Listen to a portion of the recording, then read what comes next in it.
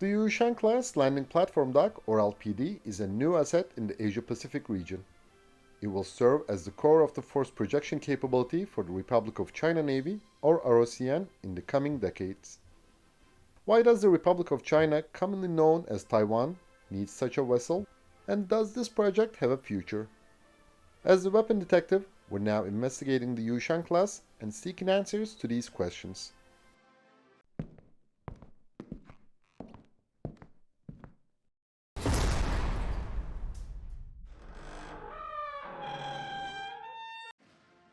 The Yushan class is often overlooked because attention now shifts to the new giant Type 076 class amphibious assault ship of the People's Liberation Army Navy, or PLAN. It is understandable. The entire world expects the People's Republic of China, or simply China, to land troops on Taiwan peacefully or by force eventually. At the same time, no one anticipates that Taiwan will triumphantly return to the mainland. Then, why does the ROCN plan to operate 2 to 4, or even 6 to some sources, Yushan-class LPDs? In 2012, the ROCN decommissioned its Casa Grande-class LPD ROCS Chunchun, former USS Comstock, after 28 years of service. After that, the Anchorage-class ROCS Shuhai, former USS Pensacola, remained as the only operational LPD in the Navy. Having entered service in the US Navy in 1971 and transferred to Taiwan in 1999, this ship was quite aged, suffering from reduced maneuverability, higher maintenance costs, and inability to meet the demands of modern warfare. Furthermore, the other amphibious assault vessels of the ROCN also encountered the same issues. To tackle these issues, Taiwan launched the Honian Plan on June 20, 2016, to design and construct several naval ships locally, including 2 to 4 LPDs. Despite this initiative, the amphibious assault ship program soon faced difficulties. Taipei announced the first tender for the prototype vessel in April 2017, but no companies submitted bids. Taiwanese shipbuilders were reluctant to participate because the government allocated too little funding for the project. The Navy had to lower requirements and standards to reduce expenses. Nevertheless, the Ministry of National Defense had to cancel the next 3 tenders because only one shipyard submitted an offer each time, and the Government Procurement Act requires at least 3 manufacturers to participate in the bidding. Ultimately, although it was still the sole bidder, Taiwan accepted CSBC Corporation's bid for the 5th tender on March 8, 2018. The lead ship of the Yushan class, ROCS Yushan, was laid down on June 9, 2020, launched on April 12, 2021, and commissioned on June 19, 2023. The ROCN classifies her as a prototype vessel, meaning that if the others are authorized, they will probably differ. With a stealthy design, the Yushan class is the first ROCN vessel built using more durable HSLA-80 steel. China Steel developed this material in Taiwan under the National Shipbuilding Policy. To further enhance these stealth features, masts were constructed from composite materials. Their shielding effectiveness reaches 99% across specific frequency ranges, reducing electromagnetic wave interference on the crew and meeting requirements for ship communications and electromagnetic pulse protection. The Yushan class can transport a 250-person Marine battalion. This capacity can be raised to 488 soldiers for short-term deployment. The well deck at the stern fills completely in 30 minutes. It can hold 4 landing craft utilities, or LCU, and 1 landing craft mechanized, or LCM, at once. This arrangement can vary to include 2 LCMs and 1 LCU, depending on the mission. Taiwan acquired 5 new LCMs alongside the construction of ROCS Yushan. Each of these landing craft can transport 15 tons of cargo from ship to shore. Compared to the earlier LCM-6 of the ROCN, which are still operational, the new craft offers improved seakeeping due to water-jet propulsion and a V-shaped hull. The craft can reach a maximum speed of 21 knots, twice that of its predecessor. Its shallower draught removes the requirement for water injection when entering and exiting the well deck. Additionally, the dock area can house an extra 24 AAV-7A1s if required, while the garage can accommodate up to 8. Vehicles use the large ramp on the starboard side for loading. Because the space is tight in the garage area, the ship has a turntable at the ramp's end to let vehicles rotate inside. If the well deck stays unflooded, vehicles can move onto the flight deck. The port side elevator, which holds 7 tons, connects the garage to the flight deck. ROCS Yushan operates only one helicopter at a time, and her hangar can hold 2 rotorcraft. For safety, the ship cannot store JP-8 fuel for the UH-60M, S-70C6, and CH-47ST. They also lack the required equipment for deployment on the LPD. Moreover, during the certification process for ship operations, it was observed that the landing of single-engined helicopters was excessively risky. As a result of these limitations, the only rotorcraft available in Taiwan's inventory is the S-70CM. Since it is an anti-submarine warfare helicopter, its carrying capacity is too limited. ROCS Yushan can function as a command ship for amphibious operations. The LPD offers comprehensive medical facilities, including operating theaters, surgical, medical and dental clinics, recovery rooms, and hospital beds. It can travel 13,000 kilometers at 21 knots. The complement of ROCS Yushan is 205 personnel. The ship has a length of 153 meters, a beam of 23 meters, and a draught of 5.8 meters. Her fully loaded displacement is 10,600 tons. Four 13,410 horsepower MAN 16V2833D STC diesel engines provide a maximum speed of 22.1 knots. The range is 12,500 nautical miles, equivalent to 23,200 kilometers, and an economical speed of 13 knots. ROCS Yushan is equipped with the CS-SPS-1 surface search, CS-SPS-2B air search, CS-SPG-6NT fire control, Hruno navigation, and CS-URN-25 TACAN radars. ROCS Yushan has 4 8-tube TC-2N surface-to-air missile launchers amidships. The N variant of the air-to-air Tianjie-2 has a range of 30 kilometers and a speed of Mach 6. It can engage a wide range of aerial threats, including anti-ship missiles and aircraft.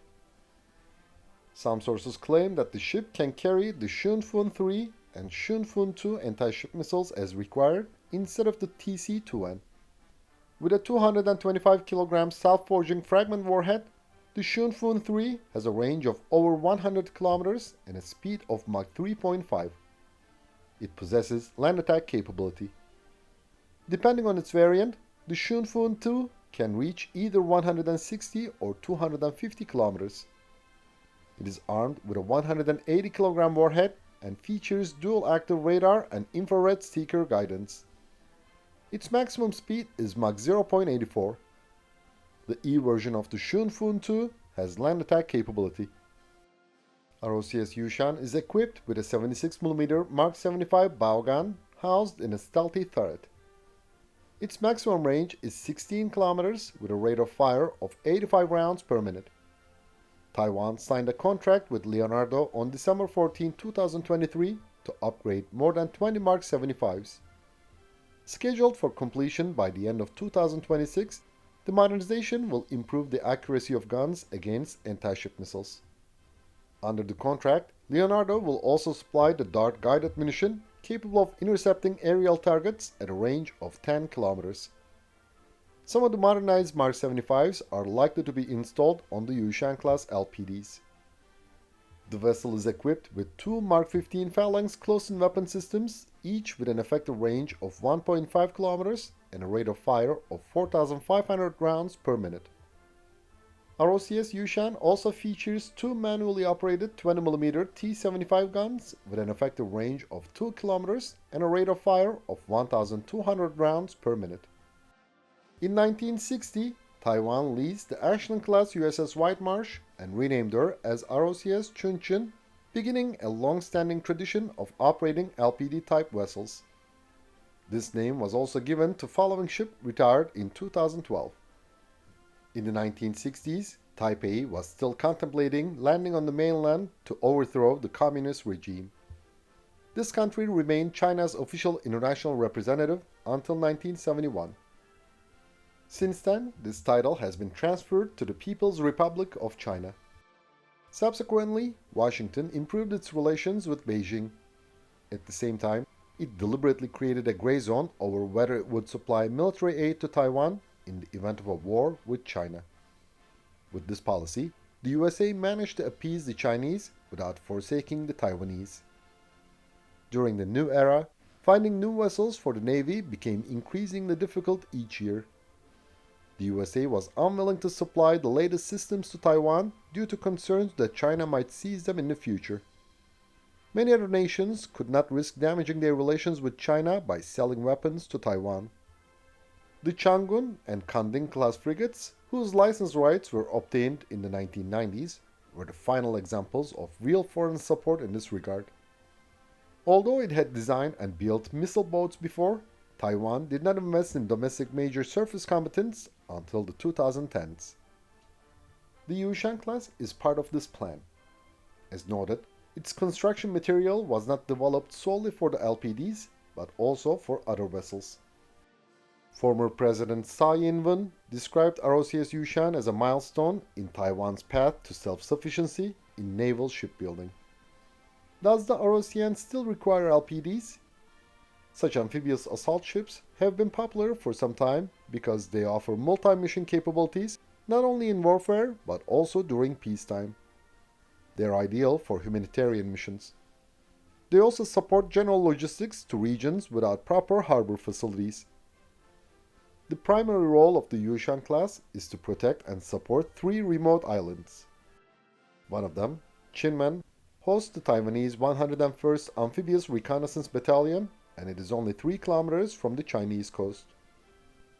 2,000 soldiers are stationed on the Maju Islands, 18 kilometers from the mainland China. The Hanghu Islands are distant from Red Dragon, but only 45 kilometers from Taiwan, making them an ideal forward base for an invasion. As a result, yes, the ROCN still requires LPDs. Alongside the Anchorage-class LPD procured in the 1970s and 2 Newport-class landing ship tanks from the same era, Taiwan has continued to operate 1 LST-1 and 3 LST-542 class ships, originally built during the Second World War and retained in service despite their age. The landing ship tank concept has largely been abandoned over the past 25 years anyway. Therefore, constructing 4 Yushan-class vessels to substitute the existing fleet appears sensible. Participating joint operations with allied nations is another advantage of the Yushan-class. In 2017, the USA and Taiwan revived the Marine Roar annual training exercise, which had been suspended in 1979. The Prime Minister of Japan, Sanae Takaichi, stated that a Chinese attack on Taiwan could constitute an existential crisis situation for Japan, enabling the country to take military action in self-defense. If it can forget the bitter memories of the past, Taiwan may have found a powerful new ally in the region. Therefore, with such developments, for this island nation, participation in joint operations has become increasingly likely. As mentioned, the government allocated an inadequate budget for such an ambitious endeavor. Alongside the construction effort, the project required numerous sub-programs for subsystems. Naturally, when ROCS Yushan was launched, many of our capabilities lagged behind those of our contemporaries. Additionally, the bearing sleeves on the ship's main shaft were severely worn almost immediately. The inquiry revealed issues with the production material, which has subsequently been replaced. As a prototype, ROCS Yushan has encountered such problems. Subsequent vessels will likely see improved capabilities. However, Taiwan has not yet issued orders for additional ships. Ultimately, it is too soon to say if Taipei, which did not allocate sufficient funds for the first ship, will proceed with an open hand. Taipei might completely abandon the program. Developing domestic naval shipbuilding capability is indeed a bold initiative. Although the LPD appears somewhat satisfactory, many advancements during the program remain essential to realizing this goal. Thanks for watching our video, and please don't forget to subscribe to our channel and click the bell button to be notified of our new videos. Also, you can now click the join button to support our channel. And as always, we would greatly appreciate all of your likes, comments, and shares.